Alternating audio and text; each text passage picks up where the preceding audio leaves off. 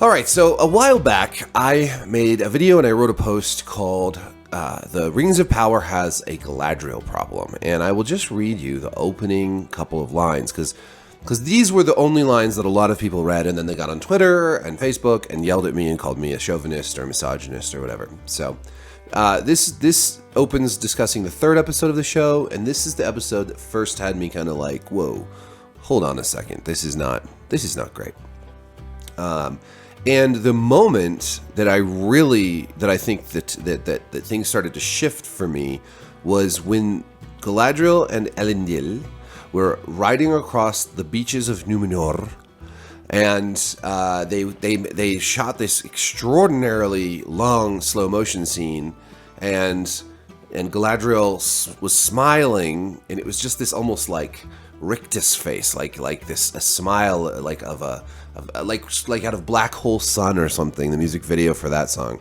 I'll put an image of that on here so you can see what I mean. And I wrote, in the third episode of Amazon's Lord of the Rings of Power, Galadriel finally smiles. It's a radically expressive change for a character who, unfortunately, has virtually no emotional range. Galadriel wears, almost exclusively, various shades of scowl. Perhaps the occasional glower or puzzlement, but mostly she just frowns and glares at people, either in gritty determination or impatience and frustration. What I was arguing there was not that Galadriel should smile more. So there's this sort of almost stereotypical chauvinistic thing that some men do, is they see a pretty girl and she's not smiling, and they say, you should smile. It'd look nicer if you smiled. That's a dick thing to say to somebody, unless you're trying to get them, you're taking their picture. Smile, you don't want to tell people, maybe they're not in the mood to smile. Maybe you're not the person that they want to smile for.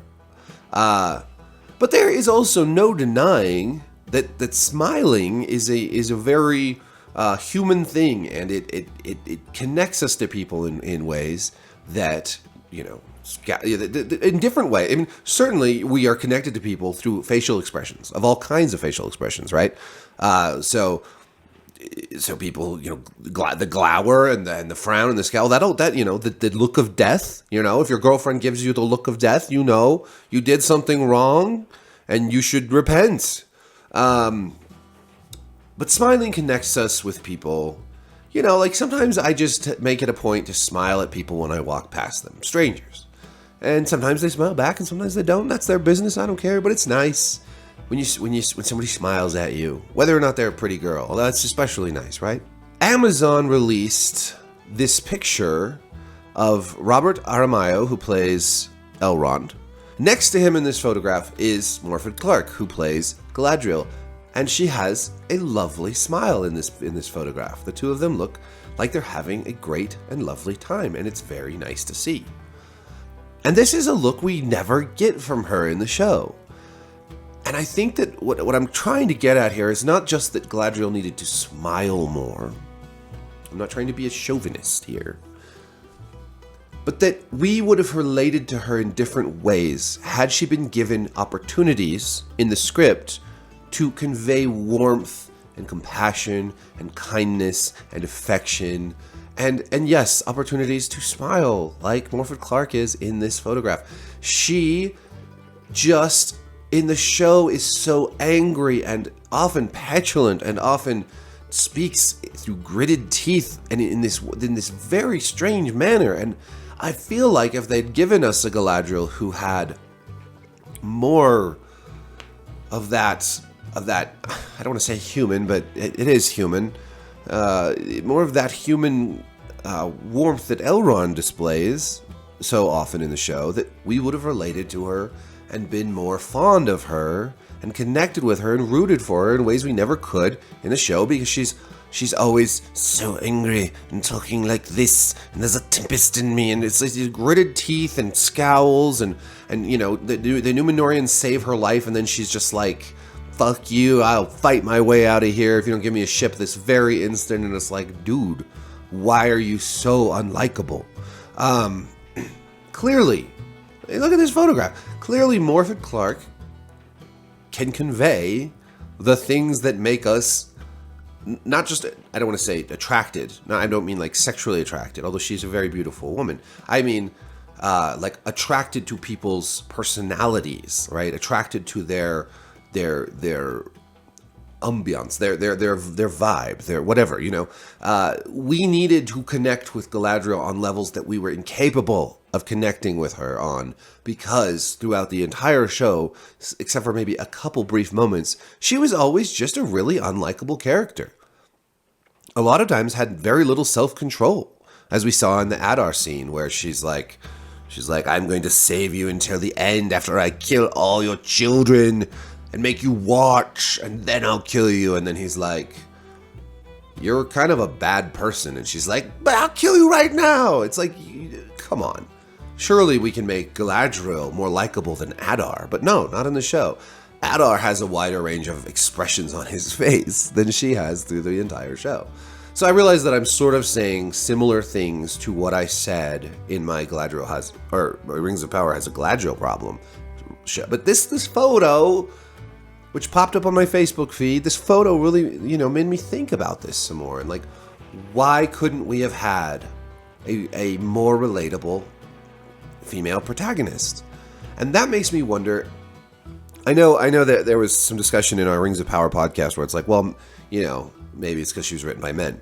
I don't think that's true. I think that there's, obviously there are lots of male writers who write complex and relatable women, which makes me think of As Good as It Gets. If you haven't seen As Good as It Gets, please watch that movie. It's hilarious. I actually should do a video about that movie. But anyways, I think it's when you're writing female characters with ideological goals in mind. We saw this in She-Hulk, which is a female written show that makes the female characters in that show very unlikable because they're trying so hard to make them look better than the men in that show.